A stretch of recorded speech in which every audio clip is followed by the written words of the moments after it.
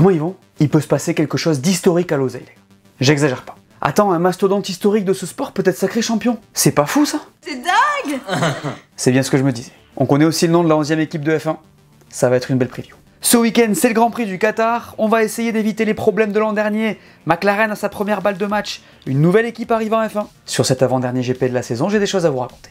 Allez, on en parle. Pour ne rien rater de ce qui arrive sur la chaîne, abonne-toi, laisse-moi ton meilleur pouce levé et profite de la vidéo. D'ailleurs, les gars, je vous fais gagner un casque signé par Pierre Gasly. Passez me voir sur Insta pour savoir comment participer. Bonne chance!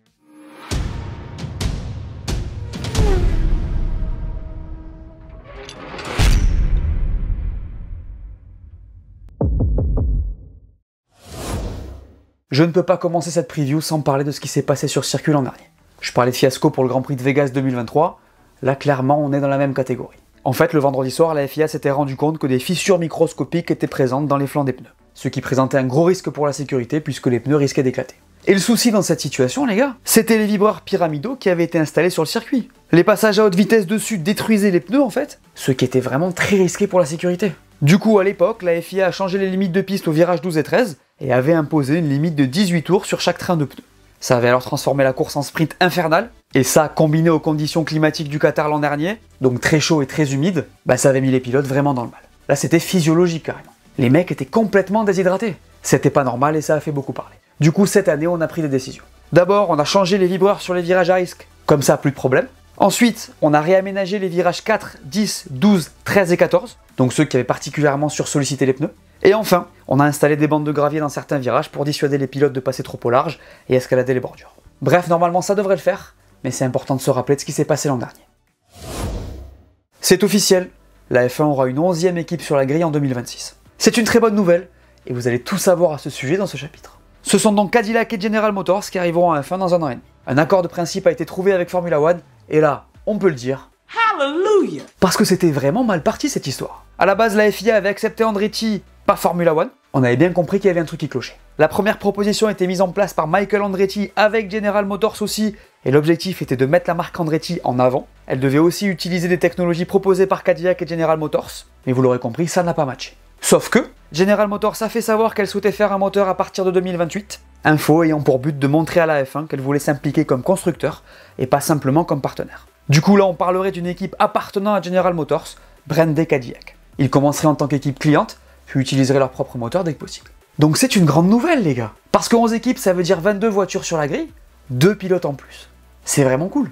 Mais avant de parler de ça, laissez-moi terminer sur la structure. Parce que je suis sûr que vous vous demandez où sont passés Andretti. Eh ben ils sont toujours là. Parce que si on parle de General Motors et de TWG global, en fait c'est General Motors et Andretti. En fait Andretti appartient et est géré par cette entité. Donc ils sont toujours là mais plus officiellement quoi. Et le nom ne sera pas mis en avant. Par contre il semblerait que Michael Andretti ait été écarté du projet pour le moment. Après on sait que les relations étaient compliquées avec Formula One, donc pas si étonnant. Donc voilà les gars, c'est une nouvelle très importante et on va beaucoup en reparler. Ils vont devoir choisir un motoriste, d'ailleurs ça parle beaucoup de Ferrari, et évidemment, ils vont devoir recruter des pilotes. Il y a aussi des questionnements sur leur capacité à être prêts pour 2026, on en reparle très vite. Vous pensez que c'est une bonne chose cette 11e équipe? Il peut se passer quelque chose d'historique au Qatar, parce que McLaren peut être sacré championne du monde des constructeurs. Pourquoi ça serait historique? Ah vous savez pas? Parce que leur dernier titre constructeur remonte à 98. Ça fait 26 ans. Les gars, on parle pas d'une écurie quelconque. On parle de McLaren, l'un des mastodontes de l'histoire de ce sport. Donc évidemment, ça serait un événement majeur. Maintenant, quelles sont les conditions pour que ça arrive? Alors d'abord, il faut noter qu'il reste 103 points à distribuer cette saison, donc 88 sur les courses longues et 15 sur le sprint puisqu'il y en a un au Qatar. Alors où on se parle, McLaren a 24 points d'avance sur Ferrari et 53 sur Red Bull, qui semble hors du game. A noter enfin qu'à Abu Dhabi, il restera 44 points à distribuer. Du coup, logiquement, pour être sacré à l'oseille, McLaren doit marquer 20 points de plus que Ferrari et ne pas en perdre au moins 9 sur Red Bull.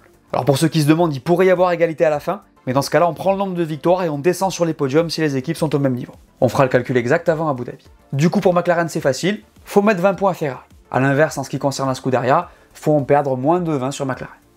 C'est simple aussi. Pour Red Bull, c'est un peu plus chaud, vous l'aurez compris, puisqu'ils doivent scorer plus que McLaren. Pas évident avec un seul pilote. Ceci étant dit, quelles seront les forces en présence au Qatar? Alors encore une fois, c'est pas évident de vous dire ça en avance, Vous avez capté ce qui s'est passé avec Merco à Vegas. Bon, le Qatar, on le verra en fin de vidéo, c'est un circuit rapide composé de virages à haute et moyenne vitesse. N'en dites pas plus, c'est un circuit pour la McLaren. C'est typiquement le genre de circuit qui va bien à cette voiture depuis le début de saison, donc on n'est pas à l'abri de les voir continuer sur cette lancée. Pour Red Bull, ça devrait fonctionner aussi. L'oseille c'est un billard, même s'il y a toujours un doute sur les vibreurs. Pour le coup, le doute est plus sur les rouges qui pourraient être un peu moins bien selon moi, même si leur deg les aidera probablement dimanche avec les températures du Qatar.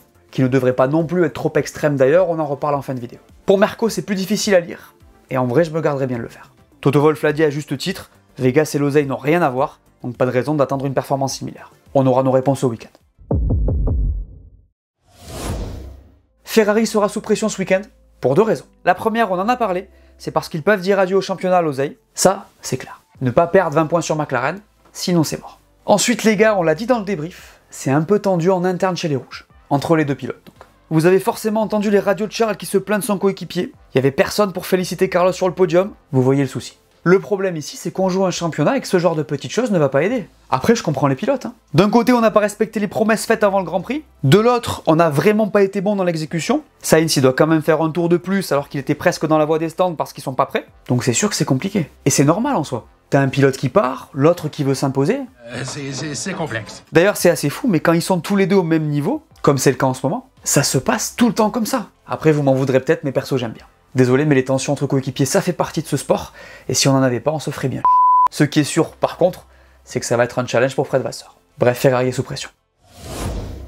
Pas très bien aussi avant ce Grand Prix, Alpine. On l'a dit dans le débrief, mais ils ont pris l'eau de partout à Vegas avec un manque de fiabilité et des erreurs en tant qu'équipe. C'était pas évident. Et avec les espoirs qu'on s'est mis au Brésil et ce qu'on a vu à Vegas, l'oseille va être important. Parce qu'on s'est réjoui de cette P6 à je sais pas combien de millions d'euros à Interlagos, mais les gars, ils n'ont que 3 points d'avance sur Racing Bulls. Donc cette P6, qui s'est déjà transformée en P7 d'ailleurs, elle pourrait très vite se transformer en P8. Alors sauf miracle absolu, Williams restera derrière, mais s'ils veulent conserver cette place, les gars, ça commence ce week-end. Et il y a un souci, c'est qu'on ne comprend pas pourquoi la voiture de Pierre est plus rapide que celle d'Esteban. Depuis qu'Alpine a amené des améliorations à Austin, il y a un gros écart et on ne sait pas pourquoi. D'ailleurs, Oliver Ox, quand on lui demande, il botte en touche. Il dit qu'il n'y a pas de différence entre les voitures. C'est à ne rien y comprendre. Alors en soi, Esteban n'était pas non plus trop mal en termes de rythme à Vegas, mais c'est sûr qu'il va falloir optimiser ça à partir de ce week-end. On fera le bilan dans 2 Grands Prix. Je suis deg les gars, vous savez pourquoi? Parce que la semaine dernière, j'hésitais entre la victoire de Charles et de Merco sur le podium. Ça me fait mal. Tant pis pour Jean-Michel, je retente ma chance ce week-end. Le partenaire de Jean-Michel Prédiction, comme d'habitude, c'est Winamax. D'ailleurs, si les paris sportifs vous intéressent, il vous propose une offre de bienvenue que je recommande. En gros, si vous êtes nouveau, il double votre premier dépôt. Donc par exemple, si vous mettez 20 €, vous en recevrez tout de suite 20 en paris gratuit, plus 10 € en bonus. Le dépôt minimum, c'est 15 € par carte de crédit, et le dépôt maximum, c'est 100 €. Pour en profiter, il vous suffira de cliquer sur ce lien que vous trouverez en description, et de rentrer mon code, donc Lucas10. Pour ceux que ça intéresse, régalez-vous. Et ce week-end, les gars, je vois un pilote profiter de sa décompression pour s'imposer. Sa voiture devrait être en forme, lui-même se sentira mieux parce qu'il ne joue plus le titre. Vous l'aurez compris, au Qatar, c'est Lando Norris qui va s'imposer. Les codes, c'est comment? Alors, pour la victoire, c'est Lando qui est le favori des bookmakers devant Max. C'est chaud pour les Ferrari par contre. Pour le podium, la cote de Piastri est pas mal, et les Mercos seront aussi à surveiller. Je te rappelle que si t'es pas majeur, tu n'es pas concerné, et que pour gagner de l'argent, le mieux c'est de trouver un travail. Tu me fais ta prédiction? Alors, ce circuit de l'oseille, ça donne quoi? Globalement, c'est un circuit rapide où les virages à moyenne et haute vitesse prédominent. On fait un tour ou quoi? Allez, c'est parti dans la ligne droite des stands de ce circuit de l'oseille. Ici, les pilotes auront le DRS et pourront dépasser en bout de ligne droite. Au premier virage, on se jette à l'intérieur en tombant 4 vitesses avant de remonter le plus tôt possible sur les gaz. On monte sur le vibreur et on se place direct pour négocier le numéro 2 qui est très rapide.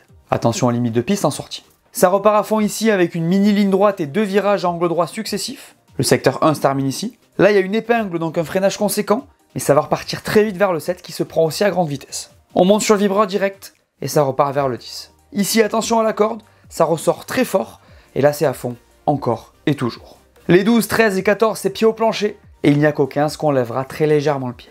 Dans le 16, on tombe encore 4 rapports, on remonte le plus tôt possible sur les gaz, et c'est la fin de ce tour. Vous aimez ce tracé? La météo de ce Grand Prix. Vendredi, il fera beau, une vingtaine de degrés, samedi c'est pareil, et dimanche aussi. Le programme du Grand Prix du Qatar. Vendredi à 14h30, on aura la séance d'essai et à 18h30 la qualif du sprint. Samedi à 15h, on aura le sprint et à 19h les qualifs. Et dimanche à 17h, le Grand Prix. Pour ma part, samedi à 14h, je serai en live sur Pole Position et on se fera sûrement les qualifs sur Twitch. Et dimanche, je serai en direct chez Winamax ou bien sur ma chaîne. On se voit pour le débrief. Voilà, merci à tous de m'avoir écouté, j'espère que cette vidéo vous a plu, laissez-moi un pouce bleu, dites-moi en commentaire ce que vous pensez qui va se passer ce week-end. N'oubliez pas d'aller voir mes dernières vidéos que vous n'aurez pas vues, dites-moi tout, et on s'abonne. Allez, ciao!